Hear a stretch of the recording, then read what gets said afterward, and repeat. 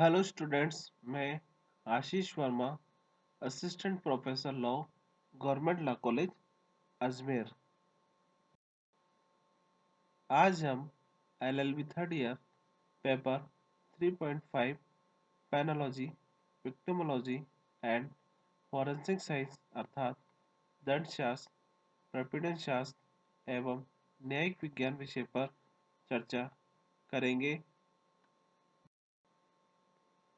Paper 3.5 के अंतर्गत हमारे द्वारा पेनोलॉजी अर्थात दंडशास्त्र, विक्टिमोलॉजी अर्थात प्रपीड़न शास्त्र, फॉरेंसिक साइंस अर्थात न्यायिक विज्ञान के विभिन्न प्रावधानों पर अध्ययन किया जाना है। हमारे द्वारा पेनोलॉजी अर्थात दंडशास्त्र के एक महत्वपूर्ण प्रावधान पेरोल पर पिछले व्याख्यान से चर्चा प्रारंभ की जा चुकी है।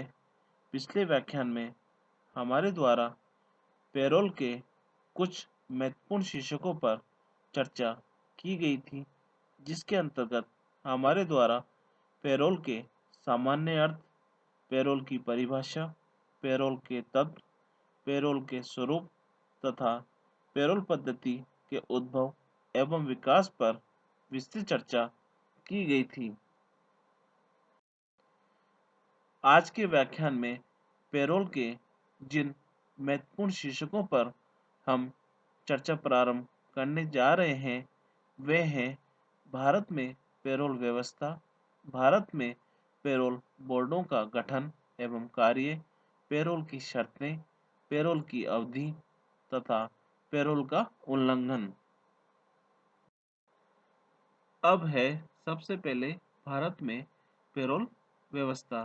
भारत में पेरोल व्यवस्था का सूत्रपात स्वतंत्रता आंदोलन के दौरान राजनीतिक कैदियों की समस्या को सुलझाने के फलस्वरूप हुआ है। स्वतंत्रता आंदोलन के कारण देश के प्रमुख नेता जेल में बंद रहे तथा उनका ध्यान कारागार प्रशासकों के द्वारा कैदियों के प्रति किए जा रहे अत्याचारों तथा अमानवीय व्यवहार की ओर आकर्षित हुआ, जिनकी प्रतिक्रिया स्वरूप उन्होंने जेल की गिरती हुई स्थिति तथा बंदियों के साथ हो रहे कठोर व्यवहार के विरुद्ध आवाज उठाई। अतः जेल प्रशासन को कारागारों की दशा सुधारने हेतु सुधार कार्यक्रम प्रारंभ करना आवश्यक हो गया। इसी समय अन्य देशों में भी कारागार सुधार पर जोर दिया जा रहा था। इसका प्रभाव भारतीय कारागार प्रशासकों पर भी पड़ा। उन्होंने भारत के जेलों में क्रांतिकारी परिवर्तन किए। यह अनुभव किया गया कि कारावासियों को कारागृह की कोठरियों में बंद रखना उनके तथा समाज दोनों के लिए निरर्थक है तथा इस पद्धति में आमूल परिवर्तन किया जाना आवश्यक है।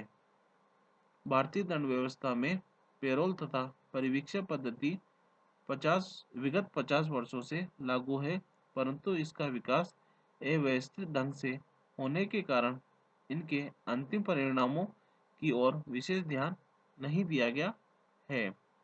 यहाँ तक कि कुछ राज्यों में तो पेरोल और परिवीक्षा में अंतर न मानते हुए पेरोल के स्थान पर परिवीक्षा शब्द खुलकर प्रयोग किया जा रहा है, जो न केवल भ्रामक है बल्कि दंडशास्त्र की दृष्टि से पूर्णतया गलत भी है। परिवीक्षा और पेरोल में अंतर यह है कि पेरोल एक अर्ध न्यायिक कार्य है जो पेरोल बोर्ड द्वारा किया जाता है, जबकि परिवीक्षा एक न्यायिक कार्य है जिसे दंडाधिकारी मजिस्ट्रेट विनिश्चित करता है। उत्तर प्रदेश राज्य में UP prisoners release on probation act 1938 लागू किया गया। अधिनियम में कुछ निश्चित शर्तों की व्यवस्था की गई, जिनके आधार पर अपराधी को पेरोल पर छोड़ा जाता है। यदि कोई अपराधी इन शर्तों को पूरा नहीं करता तो उसे पुनः कारागार में भेज दिया जाता है और उस पर 200 रुपये तक जुर्माना किया जा सकता है। साथ ही उसे 2 वर्ष की अतिरिक्त सजा भी दी जा सकती है। कोई भी अपराधी जो अपनी सजा के 3 वर्ष व्यतीत कर चुका है, उसे एक व्यक्तिगत बॉन्ड एवं 2 प्रतिपूर्ति बंद पत्र दाखिल करने पर 1 मास के लिए पैरोल पर छोड़ा जा सकता है। देशद्रोह, सैन्य अपराध, ठगी, डकैती आदि के घोर अपराधियों को ये सुविधा उपलब्ध नहीं है। इसके साथ ही ऐसे कैदी जिन्हें 5 वर्ष से कम की सजा मिली हो अथवा जिनकी कारावास अवधि 1 वर्ष से 1 वर्ष शेष हो, उन्हें पैरोल पर नहीं छोड़ा जाता है। आदर्श पैरोल व्यवस्था की 3 अवस्थाएं हैं। पहला, तैयारी। अपराधी की पैरोल पर छोड़ने के पूर्व की तैयारी उसकी मानसिक स्थिति को उसके अनुकूल बनाना है। दूसरा, चयन। छोड़ने के लिए इच्छुक अपराधियों का चयन करना। तीसरा, निर्देशन। पैरोल पर छोड़े गए अपराधियों को सलाह एवं सहयोग देना और उन्हें पुनर्वासित करना। 1987 के भीखाभाई देवसी बनाम गुजरात राज्य के वाद के अनुसार अखिल भारतीय जेल सुधार समिति ने कारावासी और उसके परिजनों में संपर्क यथावत बना रहे, इस हेतु पैरोल का अधिक से अधिक प्रयोग किए जाने पर जोर दिया है, ताकि कारावासियों पर कारागार की बुरी संगत का प्रतिकूल प्रभाव न पड़े और समाज से उनका संपर्क न टूटने पाए। इसी प्रकार मानव स्वभाव के विषय में ज्ञान की प्रगति के साथ साथ उपचारात्मक दंड पद्धतियों में मनोचिकित्सा की भूमिका अत्यंत महत्वपूर्ण हो गई है, जिसके द्वारा कारावासियों की मनोवृत्ति में बदलाव लाना अपेक्षाकृत सरल हो गया है। इस दिशा में पैरोल, खुले शिविर, सुधार गृह आदि अत्यंत उपयोगी सिद्ध हुए हैं। पैरोल के संबंध में अगला टॉपिक है भारत में पैरोल बोर्डों का गठन एवं कार्य। भारत में कारावासियों को पैरोल पर रिहा करने का कार्य पैरोल बोर्ड के द्वारा किया जाता है, जिसके सदस्य समाज के गणमान्य नागरिक होते हैं। भारत में पुलिस विभाग को संदेह की दृष्टि से देखा जाने के कारण कारावासी को पैरोल पर छोड़े जाने के संबंध में पुलिस की राय को महत्व नहीं दिया जाता है। पैरोल बोर्ड के सदस्यों से अपेक्षित है कि वे समाज सेवा में रुचि लें और पैरोल पर मुक्त किए गए कारावासियों के पुनर्वास में उनका उचित मार्गदर्शन करें। पैरोल बोर्ड के कार्य का स्वरूप अर्धन्यायिक होता है, क्योंकि उसे पैरोल संबंधी अपने प्रशासकीय निर्णय कारावासियों के आचरण के बारे में पूरी छानबीन के पश्चात सावधानीपूर्वक लेने होते हैं। पैरोल बोर्ड का एक अन्य महत्वपूर्ण कार्य पैरोली का पूर्ववर्त तैयार करना होता है, अर्थात उसकी केस हिस्ट्री तैयार करना होता है, जिसमें पैरोल पर छोड़े जाने वाले कारावासी के कारागार में आचरण, व्यवहार तथा उसके पुनर्वास हेतु प्रस्तावित उपायों का उल्लेख किया जाना आवश्यक है। पैरोल बोर्ड के अलावा पैरोल व्यवस्था के अंतर्गत कुछ क्षेत्रीय कार्यकर्ता भी होते हैं, जो पैरोल पर रिहा किए गए कारावासियों पर देखरेख तथा नियंत्रण रखते हैं। उन्हें अन्वेषक कहा जाता है। इनके अतिरिक्त पैरोल व्यवस्था को सुचारू रूप से कार्यान्वित करने के लिए पैरोल पर्यवेक्षक की नियुक्ति भी की जाती है। इस प्रकार पैरोल व्यवस्था का संचालन मुख्यतः 3 संवर्गों के प्राधिकारियों के द्वारा होता है, जिन्हें पहला पैरोल बोर्ड, दूसरा पैरोल क्षेत्रीय कार्यकर्ता अन्वेषक, तीसरा पैरोल पर्यवेक्षक कहा जाता है। ये तीनों एक दूसरे के परस्पर सहयोग से कार्य करते हैं। क्षेत्रीय पर्यवेक्षक का कार्य यह भी है कि वे पैरोल शर्तों के उल्लंघन के प्रकरण पैरोल प्राधिकारियों को आवश्यक कार्रवाई हेतु प्रेषित करें। इसी प्रकार उल्लेखनीय है कि अमेरिका में कारावासियों को पैरोल पर छोड़े जाने का कार्य मनोवैज्ञानिकों तथा मनचिकित्सक को सौंपा गया है, जो कारावासी की मानसिकता का परीक्षण करके यह निर्णय लेते हैं कि वह पैरोल पर नियुक्त किए जाने योग्य है अथवा नहीं। परंतु भारत में यह व्यवस्था उपलब्ध नहीं है। यहाँ पैरोल बोर्ड द्वारा प्रत्येक कारावासी को कारागृह में ही सुनवाई का अवसर दिया जाता है ताकि पैरोल पर उसकी रिहाई के बारे में निर्णय लिया जा सके। प्राय उन्हीं कारावासियों को पैरोल पर छोड़ा जाता है जिन्हें किसी गंभीर अपराध के लिए लंबी अवधि की सजा दी गई हो। प्राय सभी दंडशास्त्री यह मानते हैं कि यदि कारावासी को उसकी कारावधि पूरी होने के पहले रिहा किया जाना है तो उसे पैरोल पर ही रिहा किया जाए ताकि उस पर पैरोल कार्यकर्ताओं तथा पर्यवेक्षकों द्वारा उचित निगरानी रखी जा सके तथा उसके पुनर्वास में सहायता की जा सके। कारावासियों को पैरोल पर छोड़े जाने का निर्णय पैरोल बोर्ड द्वारा लिया जाता है, जो पैरोली को समाज में पुनर्स्थापित होने की संभावना तथा समाज की सुरक्षा पर आधारित होता है। इससे समाज की पैरोल पर छोड़े गए कारावासी के प्रति क्या प्रतिक्रिया होगी, इस बात पर भी ध्यान दिया जाता है। पैरोल एक ऐसी व्यवस्था है जिसमें कारावासी के दंड के प्रति नरमी या उदारता बरती जाती है, इसलिए इसका लाभ प्राय ऐसे कारावासियों को नहीं दिया जाता जो हत्या, बलात्कार, देशद्रोह, आतंकवाद आदि जैसे गंभीर अपराधों के लिए दंडित किए गए हों।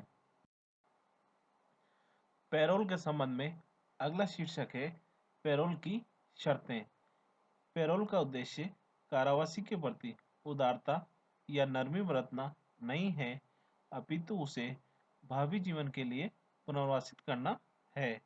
पैरोल भी अन्य उपचारात्मक तकनीकों की भांति कारावासियों के पुनर्वास की एक सफल तकनीक है, जिसमें दो बातों पर विशेष ध्यान दिया जाता है। पहला, पैरोली पर निगरानी रखते हुए उस पर नियंत्रण रखना ताकि जन सुरक्षा को उससे खतरे की संभावना होने पर उसे पुनः कारागार में वापस भेजा जा सके तथा दूसरा, पैरोली को उचित काम देकर उसके पुनर्वास में रचनात्मक सहायता करना ताकि उसमें स्वावलंबन और आत्मविश्वास उत्पन्न हो और उसे शोषण से बचाया जा सके। पैरोल पर रिहाई की प्रक्रिया के सर्वेक्षण के अनुसार पैरोली पर निम्न शर्तें अथवा प्रतिबंध लगाए जा सकते हैं। पहला, नशीले पदार्थों का सेवन न करना तथा मदिरालय व जुआघरों में न जाना। दूसरा, आयुध या अस्त्र शस्त्र साथ न रखना तथा शिकार के लिए न जाना। तीसरा, अपराधियों तथा असामाजिक तत्वों से दूर रहना तथा उनसे पत्र व्यवहार न करना।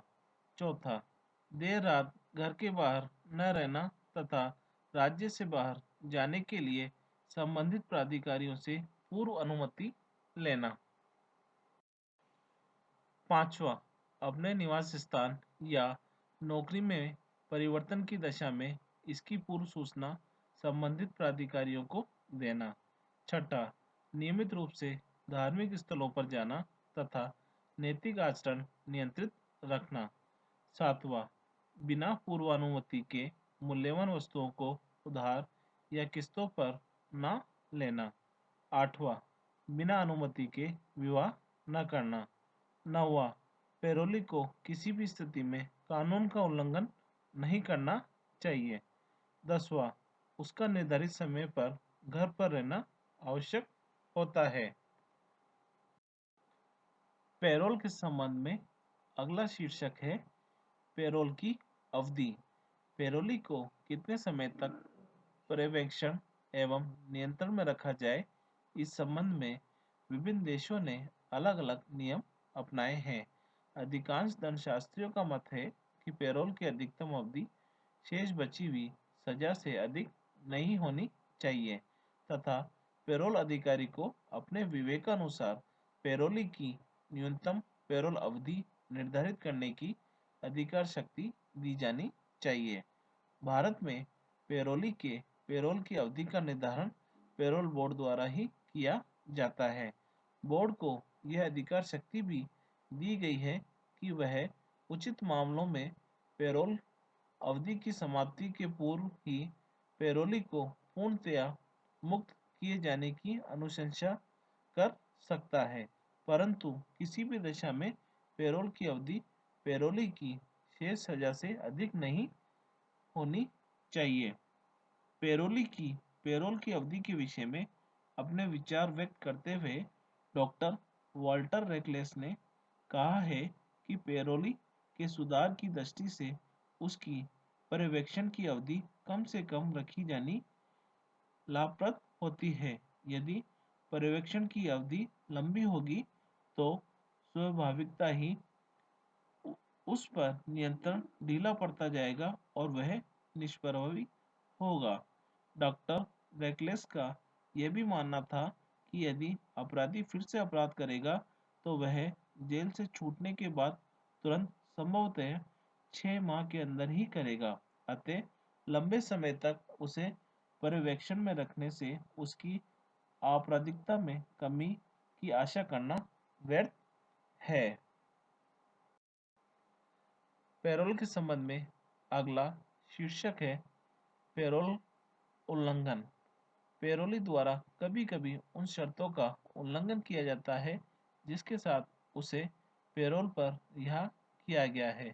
ऐसी स्थिति में उसे कारागार या दंडिक संस्था जहां से वह आया है में ही छोड़ दिया जाता है। सर्वप्रथम पैरोली को शर्तों के उल्लंघन के लिए गिरफ्तारी का वारंट भेजा जाता है तथा उसे बिना किसी विचारण के गिरफ्तार करके कारागार में वापस भेज दिया जाता है। यहाँ उसे सुनवाई का मौका दिया जाता है तथा अपना बचाव स्वयं या अधिवक्ता द्वारा प्रस्तुत करने की छूट दी जाती है। यदि उसका स्पष्टीकरण स्वीकार किए जाने योग्य न हो तो उसे शेष कालावधि जेल में बितानी होगी। यदि पैरोली ने पैरोल नियमों के उल्लंघन के अलावा कोई अन्य अपराध भी किया है तो उसका उस नए अपराध के लिए नए सिरे से विधिवत विचारण होगा तथा तदनुसार दंडित किया जाएगा, परंतु इस नए अपराध की सजा की अवधि में उसे पैरोल पर पुनः रिहा होने की पात्रता नहीं होगी, अर्थात उसे दोबारा पैरोल का लाभ नहीं दिया जा सकेगा। भारत में कारागार अधिनियम 1894 की धारा 43 ए के अनुसार यदि कोई कारावासी बिना उचित कारण के उन शर्तों का उल्लंघन करता है जिन पर उसकी सजा निलंबित रखी गई है या पैरोल पर रिहाई की गई है तो यह माना जाएगा कि उसने उक्त धारा के अंतर्गत कारागार संबंधी अपराध किया है तथा ऐसे उल्लंघनकारी पैरोली के विरुद्ध कारागार अधिनियम के अंतर्गत कार्रवाई की जाएगी। इसी प्रकार उल्लेखनीय है कि अमेरिका में बिना पैरोल नियमों का उल्लंघन किए भी पैरोली को कारागार में वापस लौटने की सुविधा दी गई है। इसका उद्देश्य यह है कि पैरोली कारागार में उसे दी जाने वाली औद्योगिक या तकनीकी शिक्षा पूरी कर सके जो कि पैरोल पर मुक्ति के कारण अधूरी रह गई थी या अपना अधूरा इलाज पूरी तरह करा सके। भारत में पैरोलियों को स्वेच्छा से कारागार में रहने के लिए वापस लौटने की सुविधा उपलब्ध नहीं है। सदरलैंड के अनुसार पैरोली पर निगरानी रखते हुए उसे समाज में पुनर्वासित होने में सहायता करना पैरोल व्यवस्था का प्रमुख लक्ष्य है, परंतु इसकी सफलता के लिए इन दोनों को ही समान महत्व दिया जाना चाहिए। पैरोली की सहायता किए बिना उस पर अत्यधिक निगरानी रखने का अर्थ यह होगा कि पैरोल अधिकारी पैरोली को पुनः कारावासित होने का भय दिखाकर पुलिस की भूमिका निभा रहे हैं। जिसकी अपेक्षा उनसे नहीं की जाती है। इसके विपरीत बिना उचित देखरेख के पैरोली की सहायता करने के परिणाम भी अच्छे नहीं होंगे, क्योंकि इसे अनुदान समझकर वह इसका अनुचित फायदा उठाने का प्रयत्न करेगा। पैरोली के साथ व्यवहार करते समय पैरोल अधिकारियों को ये ध्यान में रखना चाहिए कि अपराधियों से समाज का संरक्षण करना उनका सर्वप्रथम कर्तव्य है। इस कार्य में उन्हें जन सहयोग प्राप्त करने का प्रयास करना चाहिए। पैरोल व्यवस्था की सफलता के लिए यह आवश्यक है कि पैरोली को किसी उचित काम में लगाए रखा जाए तथा उसके नियोजन का प्रबंध किया जाए ताकि वे स्वावलंबी बन सके। पैरोलियों के पुनर्वास कार्य में समाज सेवी संस्थाओं तथा जनता का सहयोग परम आवश्यक है, क्योंकि उन्हें समाज में ही समायोजित किया जाना है। यह भी आवश्यक है कि पैरोल अधिकारी राजनीतिक दबाव से पूर्णतः मुक्त रहें तथा पैरोलियों के प्रति अपने निर्णय पूरी ईमानदारी, निष्ठा और निष्पक्षता से लागू करें। ये अधिकारी सुयोग्य तथा प्रशिक्षित पूर्णकालिक अधिकारी हों जिन्हें सामाजिक कार्यों में वास्तविक रुचि और अनुभव हो। इस प्रकार आज हमारे द्वारा दंडशास्त्र के एक महत्वपूर्ण प्रावधान पैरोल के विभिन्न शीर्षकों पर चर्चा की गई। आज के व्याख्यान में हमारे द्वारा पैरोल से संबंधित जिन शीर्षकों पर चर्चा की गई उनमें भारत में पैरोल व्यवस्था, भारत में पैरोल बोर्डों का गठन एवं कार्य, पैरोल की शर्तें, पैरोल की अवधि तथा पैरोल का उल्लंघन शीर्षकों पर विस्तृत चर्चा की गई। धन्यवाद।